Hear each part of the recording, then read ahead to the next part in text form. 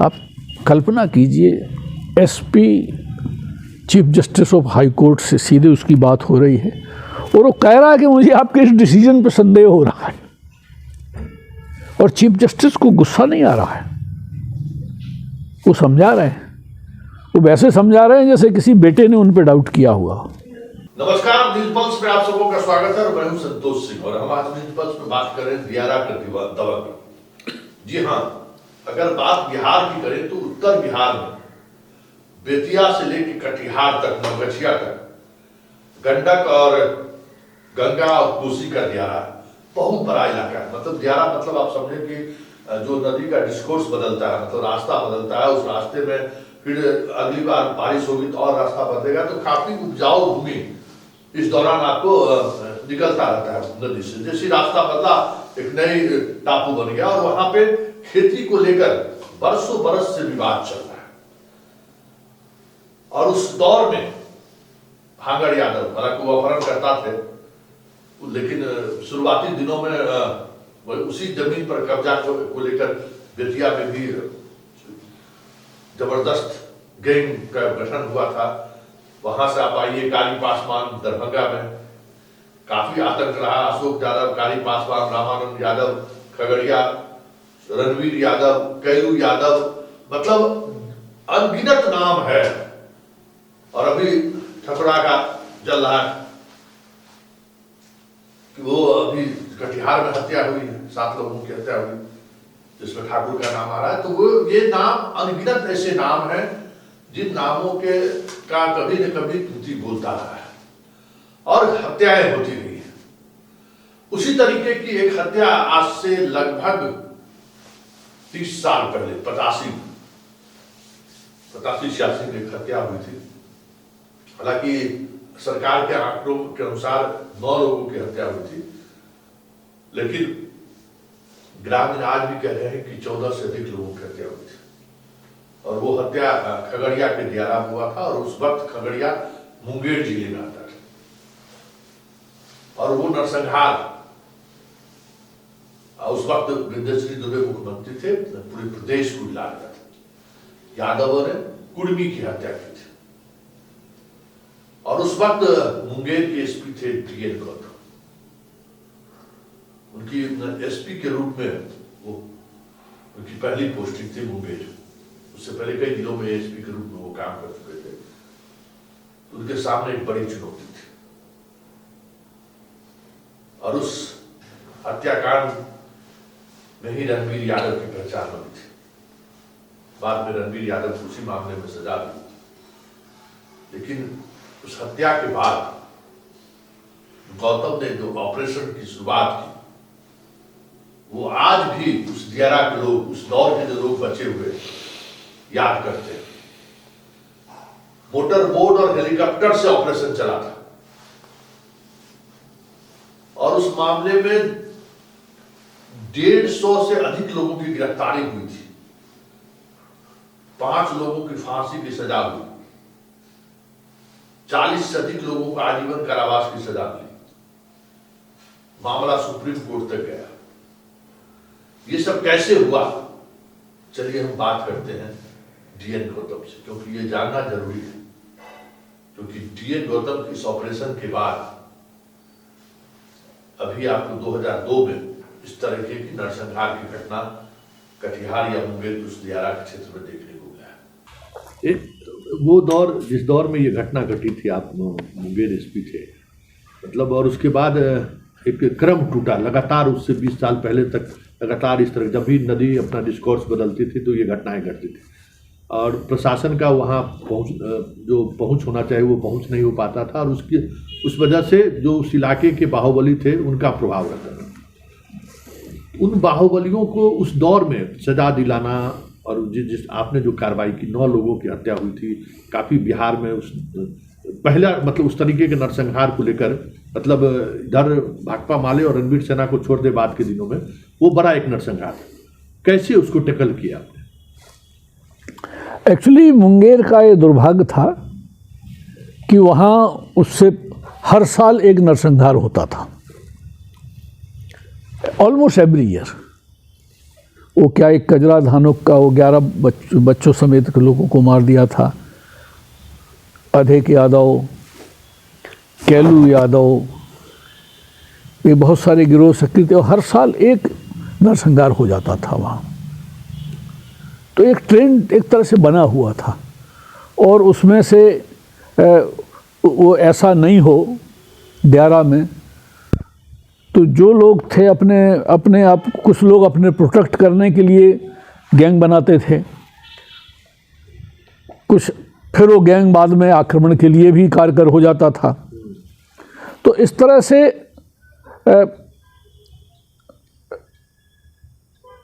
Administration की absence यानी प्रभावकारी अनुपस्थिति, अगर प्रभावकारी उपस्थिति नहीं है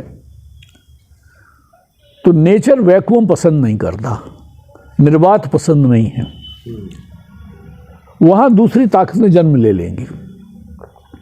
स्टेट का काम है कि स्टेट की ताकत वहाँ मौजूद रहनी चाहिए, इसलिए स्टेट को हिंसा के साधनों पर एकाधिकार दिया गया है और आवश्यकता पड़ने पर हिंसा का प्रयोग करने का कानून के अनुसार अधिकार दिया गया है। इसका प्रभावकारी उपयोग करने की तैयारी रहनी चाहिए। अगर तैयारी है, लोगों को पता है कि तैयारी है, तो फिर नहीं होगा। जब लोगों को पता है अरे नहीं भाई कोई साला देखने वाला नहीं, आने वाला नहीं है, जब ये हो जाता है कोई ना देखने वाला है ना कोई सुनने वाला है, तो ऐसे में फिर ये गलत आवाज़ें पैदा होने लग जाती हैं। जब तोफिर वाला कांड हुआ जिसमें 9 लोग मारे गए थे, तो जाहिर है जिले का काम बहुत अच्छा चल रहा था और हम लोगों को बड़ी तकलीफ़ हुई कैसा हो गया। जैसे ही जानकारी मिली, ये पता नहीं था कि 9 लोग मारे गए हैं। जिस समय जानकारी ये मिली कि मर्डर हो गया है दियारा में, इतनी ही जानकारी, उधर तो कुछ था नहीं पुलिस का, बट जो नाव से लोग आते जाते थे तो किसी ने कुछ बताया, किसी ने मुझे रिंग किया, सर मर्डर हो गया दियारा में, तो फिर मर्डर हो गया है। तो हमने मोटर लॉन्च लिया, आदमी कुछ फोर्स साथ में लिया और निकल गए तुरंत। ये पता नहीं था कि 9 मारे गए, इतना ही पता था मर्डर हो गया है, खून हो गया है। तो पहली बात तो ये है कि आप छोटी सी छोटी घटना को भी गंभीरता से लें, और अगर इस तरह के एरिया में हुआ है जो एक्सेसिबल नहीं है, दूर दराज पे है, दियारा में है, तो अगर आपको पता चलता है कि मारपीट की भी घटना हुई है तो जाइए, क्योंकि मारपीट की अगर शुरुआत हुई है तो फिर खून खराबे से ही उसका अंत होगा, क्योंकि कोई रोकने वाला नहीं है। खून खराबा, आगजनी, क्या क्या हो जाएगा कुछ ठीक नहीं है। तो इसलिए हम लोग तुरंत वहाँ गए, और वहाँ गए तो उस समय तक गंगा जी के किनारे मेरे ख्याल से 1 या 2 बॉडी ही थी। फिर हम लोगों ने कहा कि नहीं, तलाशी ली जाए, पूरा छाना जाए। लोगों से पूछा कौन कौन आदमी नहीं दिख रहे हैं किस पक्ष के, तो हुआ कि भाई वो नहीं दिख रहा है, वो नहीं दिख रहा है। तो तलाशी हुई तो फिर इस तरह से टोटल 9 बॉडी निकली, काफ़ी प्रयास के बाद में। और जो नहीं दिख रहे थे वो तो और भी ज़्यादा थे, लेकिन फिर पता चला कि फल्ला आ गया है, फल्ला वहाँ था, हमारे लोग डर के मारे ही भाग जाते हैं। एंड इमीडिएटली हम लोगों ने एक कैंप लगा के वहाँ पे कार्रवाई शुरू करा दी। दिन रात रेड होना शुरू हुए, लोग पकड़े गए, और हुआ कि भाई चार्जशीट तुरंत कराना है। एक इंस्पेक्टर को इसी इन्वेस्टिगेशन में लगाया और उसने कहा सर हम ऑफिस नहीं जाएंगे, हमको टोटल फ्रीडम दी जाए। हमने उसको कहा देखो मैक्सिमम 1 मंथ चार्जशीट करने के लिए। बोला सर हम उससे पहले कर देंगे। तो बेचारा, बिजली तो रहती नहीं थी, लालटेन की रोशनी में रात में केस डायरी, वो कभी दिन में कभी रात में जब टाइम मिला केस डायरी लिखता था, रेड करने जाता था, लौट के आता था, डायरी लिखता था। और देखो फोर्स की लॉयल्टी गजब की होती है। उसको अप्रोच किया गया एक्यूज की तरफ से, ऐसा नहीं था, पैसे धनाढ़ लोग थे काफ़ी, और उसका एक ही जवाब था जो मुझे पता चला, साहब ने मुझ पे भरोसा किया है, मैं धोखा नहीं दे सकता। चार्जशीट हुआ, जज साहब से मेरी बात होती थी, ट्रायल शुरू करा दिया हम लोगों ने। ट्रायल के लिए हुआ कि भाई ट्रायल के जो जज के कमरे होते हैं बड़े, उतने बड़े नहीं होते हैं ट्रायल रूम में, आपने देखा होगा। तो एसडीओ का जो कक्ष था वो काफ़ी बड़ा था। तो हुआ कि भाई 156 अक्यूज को खड़ा करने के लिए जगह तो चाहिए, हुआ एसडीओ का कक्ष ही कारगर होगा। तो चाहे हमारे बिहार एडमिनिस्ट्रेटिव सर्विस के मित्र लोगों को लगा एसडीओ का कक्ष कैसे चुना जाएगा।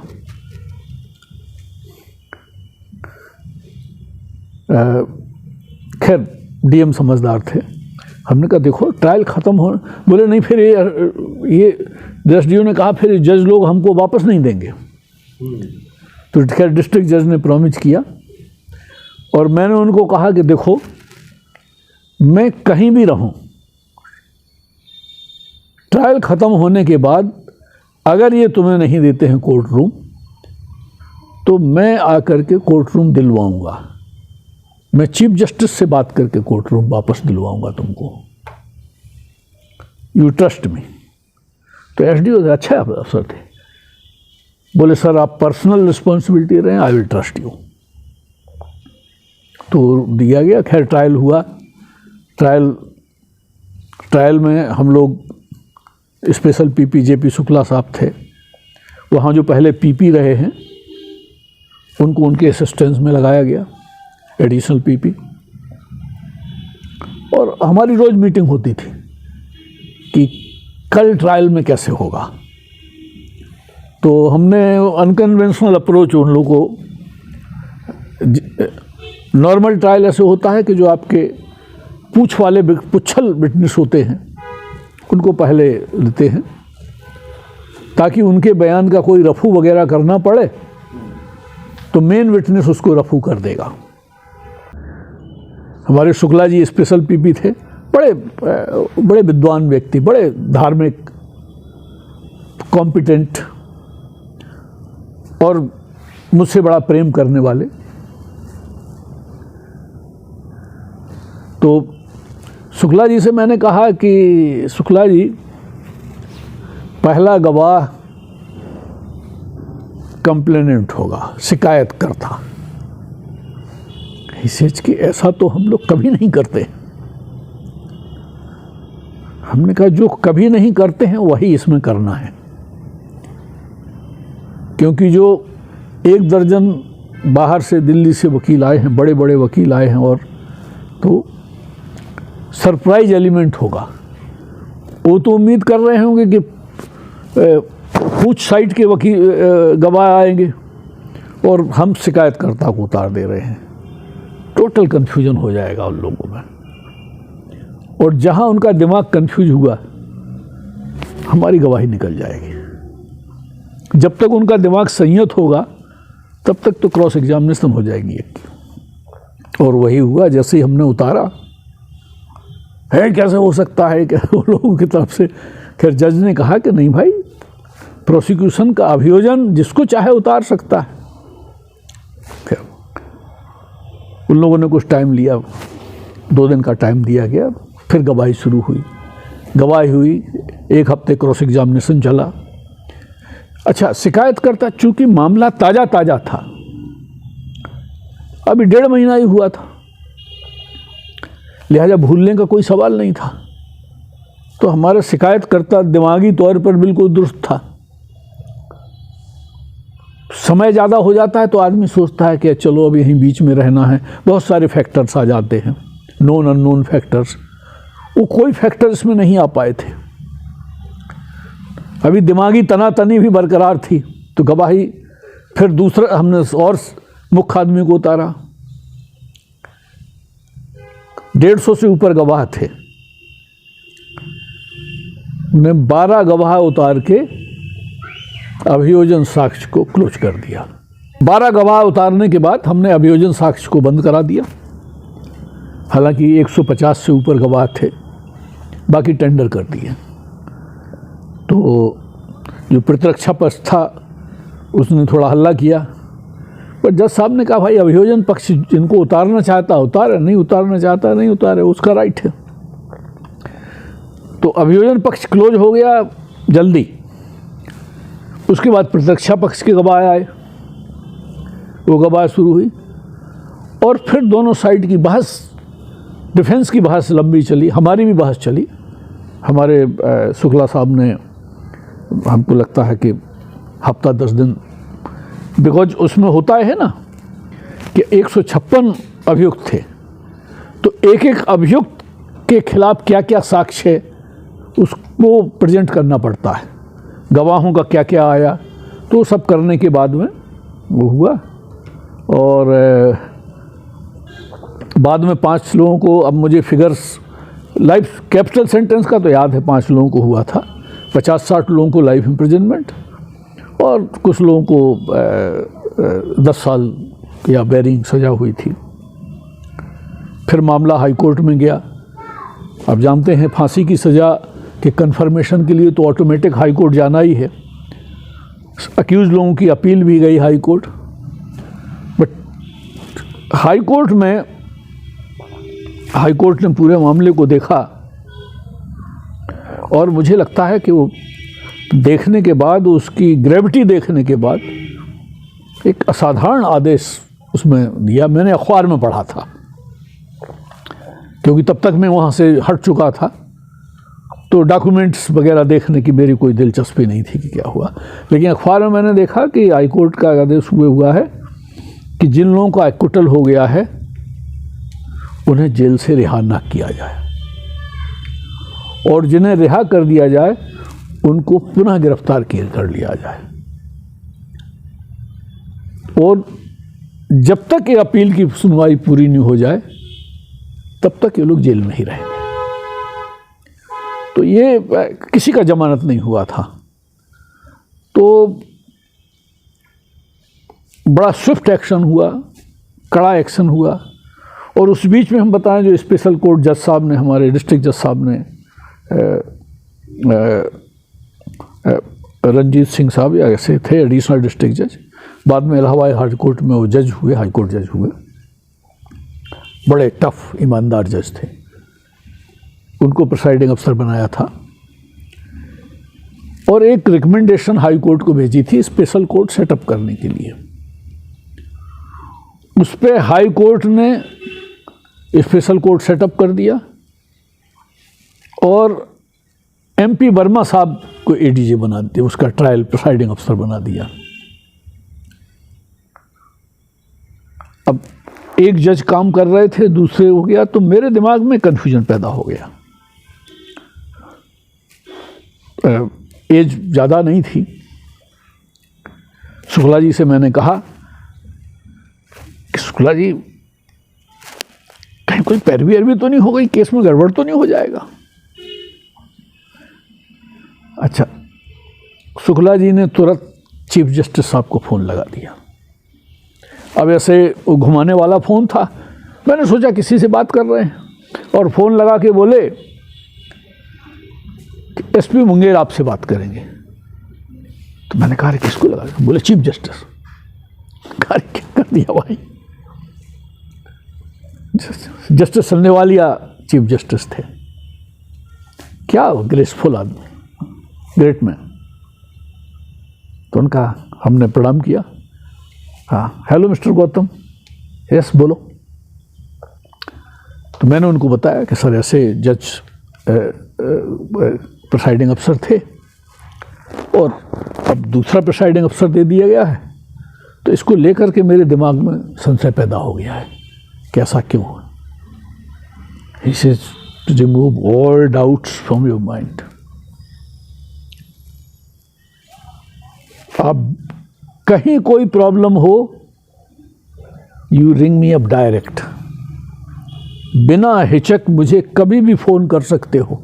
कोई इस केस में नहीं, किसी केस में कोई प्रॉब्लम आवे, I will be there and I will take care of every issue that you raise before me, trust me. का थैंक यू सर।